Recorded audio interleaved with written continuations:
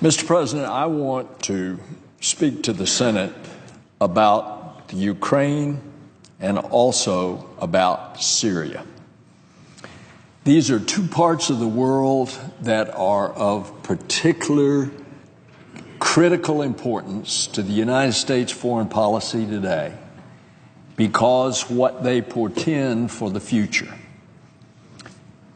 The fact that our relationship is so rocky with the president of Russia, President Putin, who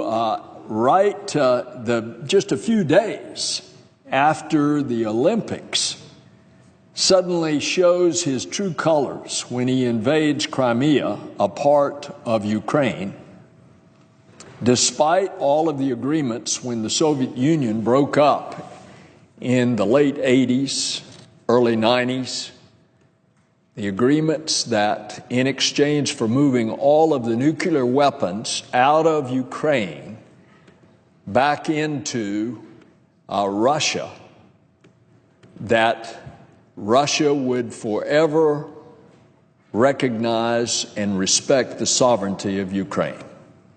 Well, that went out the window right after the Olympics. And Mr. Putin showed his true colors. He could couch it in all kinds of terms, that there's a Russian naval base that was there. But the fact is, the whole world knows what he did. And no one really could do anything about it. But then he started to move on the other parts of the eastern part of the country of Ukraine. And that, of course, is going on as we speak. The so-called rebels, which really aren't rebels, they're a front for the Russian military, propped up with actual troops of Russian military, sometimes disguised as being free and independent players simply because they don't have on their Russian uniforms. But in fact, they've taken them off, put on uniforms that are not the Russian uniforms, and say that they're part of the rebel force. It's a ruse, and everybody knows it's a ruse.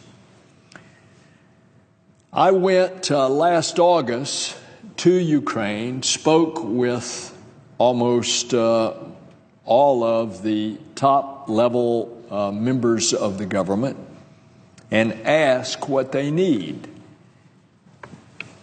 To my surprise, at the time, they did not say they needed lethal equipment. They needed up-to-date, up-to-the-minute intelligence, and they needed training. And I have urged the government of the United States to provide that, and we are providing a number of things. This senator thinks that it is clearly in the interest of the United States that we provide more assistance to the government of Ukraine so that their military can have the equipment, including lethal assistance, to hold off Putin's aggression in eastern Ukraine. Now, this is a particularly critical time. I was there last summer. But what has happened in the meantime is over the course of the past year, oil has gone from $100 a barrel. It is now down to 46. I remember asking someone last summer when I was there and in the Baltic states, what did oil need to get to and below in order for Mr. Putin to start really feeling the pinch? And they said anything under $85 a barrel. It's now around $46 a barrel. Although Russia has significant reserves, as of a few months ago, about $450 billion of cash in reserves, that's lower now. and those reserves will hold them for a while, because the price that they're getting for their oil, of which they don't have high production cost in Russia, because the price is so much lower, half of what they were getting, their revenue is significantly down, and therefore all of the money that was being supplied by the Russian government for so many things, a plethora of different social programs, guess who is feeling the pinch? The people of Russia. And so the aggressiveness of Mr. Putin internationally is an attempt to try to take his people's eye off of their own financial depravity and, in fact, get it on the international scene where the president of Russia is quite adept at pounding his chest and banging his fist. Now, the Ukrainians are once again fighting right now as we speak for their territory. The Ukrainian government took back the Donetsk airport in eastern Ukraine. Then the rebels came back, and I say with a wry smile, rebels. I mean, this is the Russian army. They came back and they took it again. And last week, those Russian-backed rebels broke a shaky ceasefire agreement, and they renewed the fighting with the Ukrainian government military. And this senator feels we've got to do more to try to help these people that are trying to protect their independence. If you'll recall, last year we passed the Ukraine Freedom Support Act, which provides further sanctions and lethal aid like anti-tank and anti-armor weapons, counter-artillery radars, secure communications equipment, and tactical surveillance drones. All of that was needed. But the fighting that is following appears to be a steady buildup of Russian support for the rebels. General Hodges, the U.S. Army commander in Europe, said last week that since December, Russia had doubled its support for the rebels.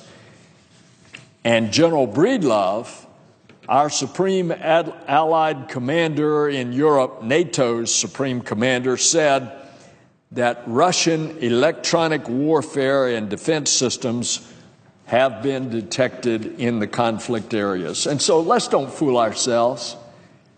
The Russian army is in there, and we have to do more to help them. Now, Syria. This senator feels like that where we are having success right now in Iraq against ISIS, with the multiple strikes from the air, with training up the Iraqi army as the boots on the ground, including some American boots on the ground that are advisors and trainers. At the end of the day, we're going to have to do this in Syria if we're going to be successful. It's a lot more complicated in Syria because of the Assad government, the poor Free Syrian army that we are now starting to train. It's almost an impossible task. We train them, they go in, they try to attack ISIS, ISIS attacks them, but so does the Assad regime. That's not a recipe for success. We're working with the vetted opposition fighters to go after ISIS in Syria. We have to supply support. We have to supply lethal support in addition to the training and equipment in order for them to be successful. And for them to be successful, It's absolutely in the interest of the United States. Congress has approved the training and equipping of vetted elements of the Syrian opposition, and the Department of Defense recently announced that it will deploy 400 personnel in that effort. We're going to have to do a lot more. The American people are tired of war, and yet we have a new kind of enemy, and we're going to have to take it right to them where they are. Mr. President, I yield the floor.